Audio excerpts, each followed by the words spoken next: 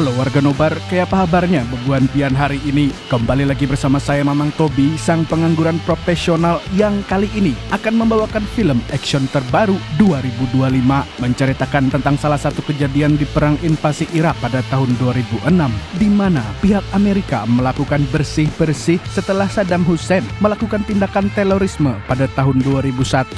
Tapi misi yang awalnya biasa berubah menjadi lautan api. FYI, film ini disutradarai langsung oleh Ray Mendoza, salah satu Navy SEAL yang berada di medan perang saat itu. Jadi sudah dijamin kalau film ini akan mengguncang adrenalin kalian dengan aksi dar-der-dor yang sangat nyata. So, tanpa berlama-lama lagi, siapkan mata, telinga, dan anu-anuan kalian semua. Mari kita nobar dan inilah Warfare.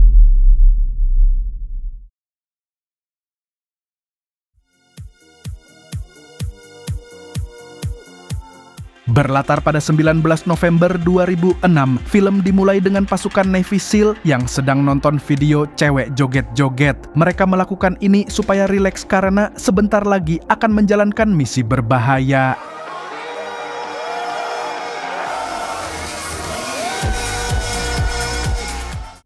Saat ini pasukan ini berada di sebuah lokasi bernama Ramadi, Irak, dan malam harinya pasukan Navy SEAL ini menyusup diam-diam ke daerah pemukiman untuk mengecek situasi sekitar, di mana misi mereka kali ini hanyalah mengawasi pergerakan musuh. Di sini kita akan mengikuti salah satu pasukan yang memasuki salah satu rumah warga dan langsung mengamankan pemilik rumah tersebut.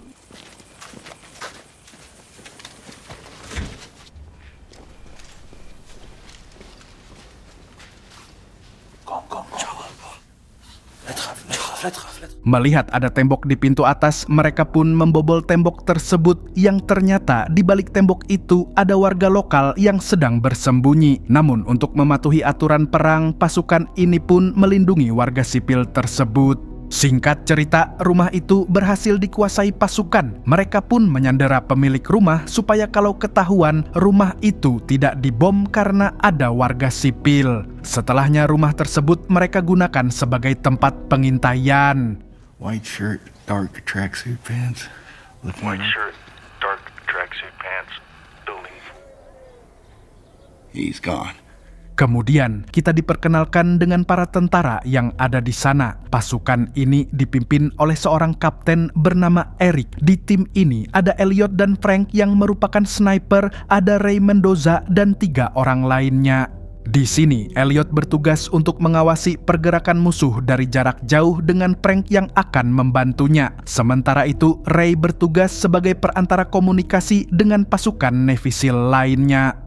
Tak lama kemudian, Elliot melihat beberapa orang yang terlihat mencurigakan memasuki gedung yang ada di depan mereka. Di sini, dia selalu mencatat dan mengingat orang seperti apa saja yang lewat di sana, karena dalam perang ini siapa saja bisa membahayakan. Sementara itu, 2 anggota tim lainnya bertugas menghubungi regu serangan udara jika mereka membutuhkan bantuan. Di sisi lain ada Sam, seorang prajurit yang kerap mereka panggil sebagai anak bawang karena dia belum punya banyak pengalaman lapangan sehingga dia selalu bersemangat. Dia tidak tahu sebesar apa bahaya yang sedang dihadapinya. Saat itu situasi masih aman terkendali, belum ada hal yang membahayakan, bahkan bisa dibilang pasukan Eric cuman gabut. Tapi meskipun begitu, mereka semua tetap waspada dan tidak berselang lama Elliot melihat ada pergerakan beberapa orang dan salah satu dari mereka juga ternyata sedang mengintai pasukan Eric.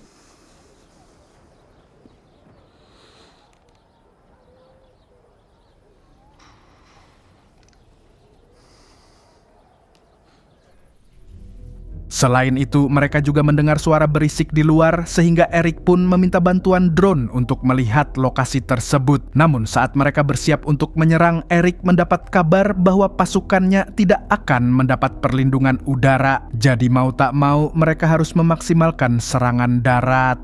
Dan bagi Eric ini adalah tanda-tanda buruk karena pasukannya yang sedikit itu bisa terbantai dengan mudah. Apalagi milisi Irak memiliki jumlah prajurit yang jauh lebih banyak dan brutal. Di saat situasi mulai tenang, tiba-tiba mereka mendengar suara Allahu Akbar yang membuat para warga mengosongkan tempat wilayah itu.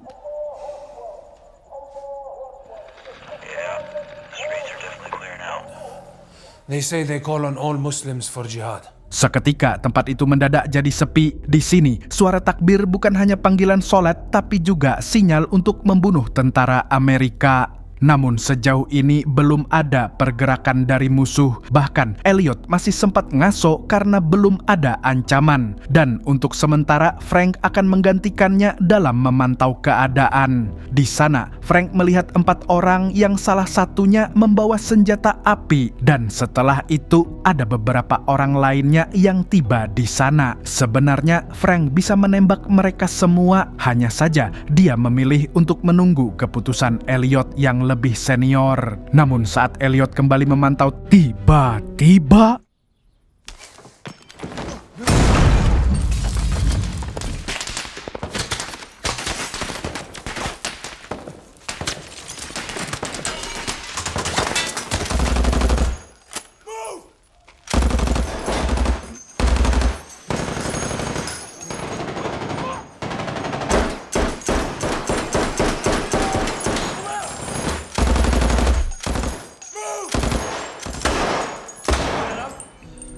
untungnya, Eric CS berhasil selamat dari serangan tersebut dan Eric langsung memanggil bala bantuan. Tapi ternyata semua unit juga mengalami penyerangan. Alhasil, Eric pun berencana keluar dari tempat itu menggunakan bantuan tank yang sebentar lagi akan datang. Sebelum beraksi lagi, Eric dan Ray segera pergi mencari perlengkapan sniper milik Frank dan juga Elliot yang tertinggal di dalam. Setelahnya, mereka pun segera bersiap keluar dari rumah dan berencana meledakkan bom untuk mengalihkan perhatian.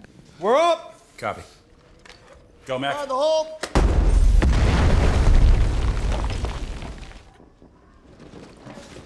Kemudian mereka bersiap masuk ke dalam tank yang sudah mendekat. Tapi sebelum itu mereka menenangkan pemilik rumah yang merupakan warga sipil. Eric CS lalu meyakinkan si pemilik bahwa tentara Amerika pasti akan melindungi mereka. Dan setelah itu Eric mengatur strategi agar bisa keluar dengan selamat. Seiring berjalannya waktu, situasi di rumah tersebut semakin mencekam, lebih seram daripada film-film horor dan lebih menegangkan daripada tagihan debt collector. Lalu tak lama kemudian pasukan Eric mendapat info kalau tank yang ditunggu sudah datang dan mereka cuma punya waktu 2 menit untuk masuk ke dalam tank. Alhasil Eric dan pasukannya pun langsung beraksi.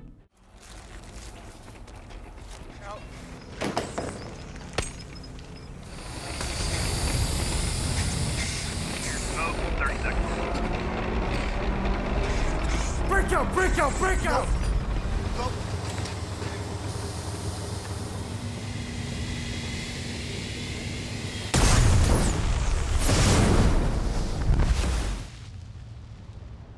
Sialnya, tank itu malah meledak karena ada kesalahan sistem dan akibatnya Sam harus kehilangan salah satu kakinya. Oh my God.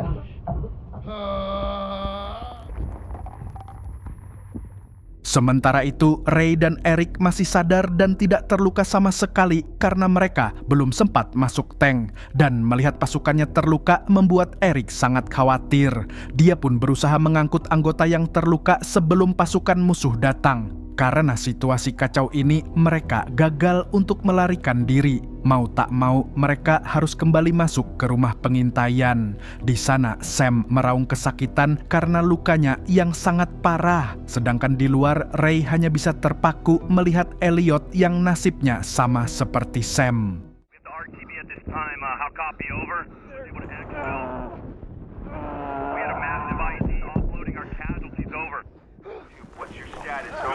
Understand. Negative. Good base of fire up there. Stand by. I'll be taking over here. Progress 5, sensitive. We're going to reach your location. How do you read me? We are coming to you now. Di titik ini, pasukan Navy SEAL hampir tidak punya peluang untuk comeback. Setelah diselidiki lagi, ternyata ledakan tadi berasal dari bom di dalam tank yang error. Tanpa berlama-lama, Eric pun menghubungi unit lain. Dia meminta bantuan dari mereka agar bisa melarikan diri. Karena kalau mereka terjebak lebih dari 1 jam saja, milisi musuh pasti akan menghabisi mereka. Dan benar saja, pasukan musuh kini sudah berada di luar dan menyerang pasukan Eric tanpa henti. No, don't. Bersamaan dengan itu, Ray pun mengurus luka Sam dan memberikan penanganan pertama. Di sini, Eric terlihat sangat frustasi dengan keadaannya yang terjebak. Dia juga merasa kesal dengan pasukan bantuan yang seolah mengabaikan mereka. Di sisi lain, salah satu anggota ditugaskan untuk mengurus Elliot yang juga terluka parah. Di sisi lain, Ray kembali membujuk pasukan lain datang. Setidaknya mereka bisa menyelamatkan Sam dan Elliot yang sudah tak berdaya. Dan tidak lama kemudian mereka mendapat kabar bahwa dukungan udara akan segera datang. We got air back. We can't do gun runs because the bad guys are position over our position OP1 from south. Selagi menunggu bala bantuan, kondisi Eric sang kapten justru semakin terpuruk karena dia merasa tidak mampu melindungi pasukannya. It's in my bag. It's in the medic bag. What? You're in the medic bag? Give it to me, Spike. You gotta get another one. There's more in there. Fuck.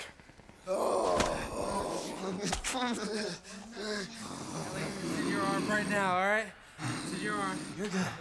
You're not even the one we're worried about. Okay? Singkat cerita, pasukan pengintai udara pun melapor bahwa ada banyak sekali musuh yang berada di atas bangunan yang menyerang pasukan bala bantuan.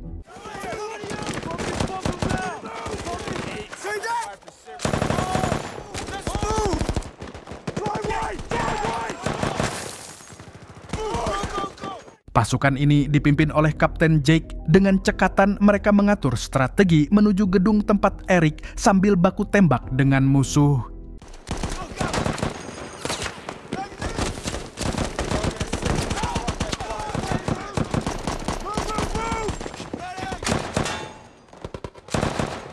Di sini, Eric yang mengalami trauma pun akhirnya meminta tolong pada Jake untuk mengambil alih komando dan membantunya mengeluarkan semua anggota. Tentu saja, Jake sebagai kapten merasa simpati sebab dia juga pernah mengalami trauma yang sama. Rencananya, Jake akan memanggil 2 tank untuk mengevakuasi semua orang. Sementara itu, di bagian luar, 2 pasukan sudah dikerahkan untuk menghadapi pasukan musuh yang tidak ada habisnya.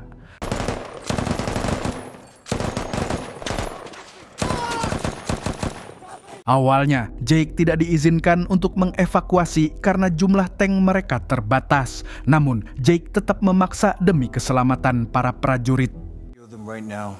Say you're the CEO. Give them Tommy, the lock it down. Yes, sir. Pada akhirnya, posko militer bersedia mengirim 2 tank yang tersisa paling cepat dalam waktu 10 menit. Lalu untuk menyingkirkan hal-hal yang berpotensi mengganggu datangnya tank, Jake pun langsung memberi komando pada pasukan yang ada di luar.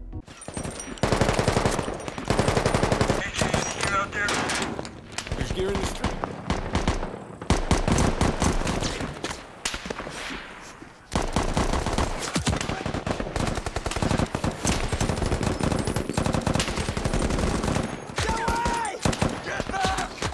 Di waktu yang bersamaan, 2 pasukan yang melawan musuh mulai kewalahan sehingga mereka terpaksa mundur dan masuk ke dalam gedung. Di lain pihak, pasukan Eric meletakkan Elliot dan Sam di atas karpet agar lebih mudah dievakuasi.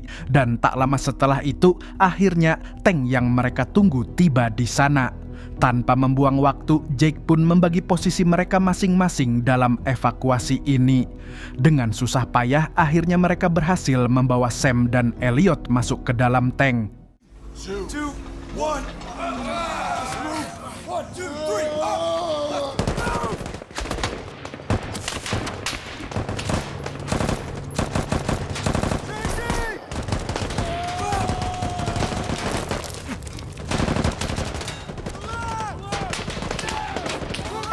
Kemudian pasukan dipecah menjadi 2, ada yang di dalam tank dan ada yang standby di dalam gedung. Dengan sensor dari atas, Jake yang ada di dalam gedung pun mulai mengevakuasi pasukannya lagi. Dia lalu meminta tank untuk kembali ke lokasi, lalu membuat gangguan agar musuh tidak mendekati lokasi.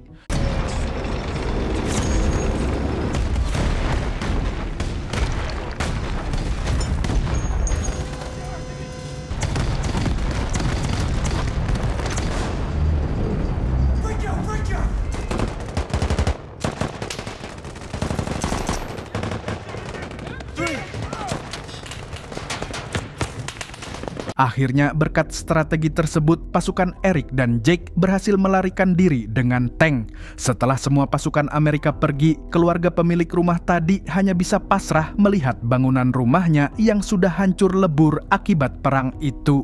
Bagi mereka, perang adalah cara terbodoh untuk bela negara karena yang menjadi korban pasti warga sipil seperti mereka. Di akhir film ini, kita diperlihatkan dengan wajah-wajah pasukan Navy SEAL yang asli, di mana semuanya pulang dengan selamat. Hanya saja, Elliot dan Sam harus menjalani sisa hidup mereka dengan keadaan cacat. Mereka rela menerima itu demi bela negara, tapi mereka tidak sadar bahwa negara yang mereka bela belum tentu berada di sisi yang benar. Ya, namanya juga Amerika. Film ini pun berakhir dengan menyisakan sebuah pesan penting bahwa sebelum perang sebaiknya berdoa, bukan malah nontonin mbak-mbak joget. Segitu dulu dari saya, Mamang Tobi, sang pengangguran profesional. Dan sampai jumpa di video-video selanjutnya. Kalau begitu, Burung Kuntul pamit undur diri.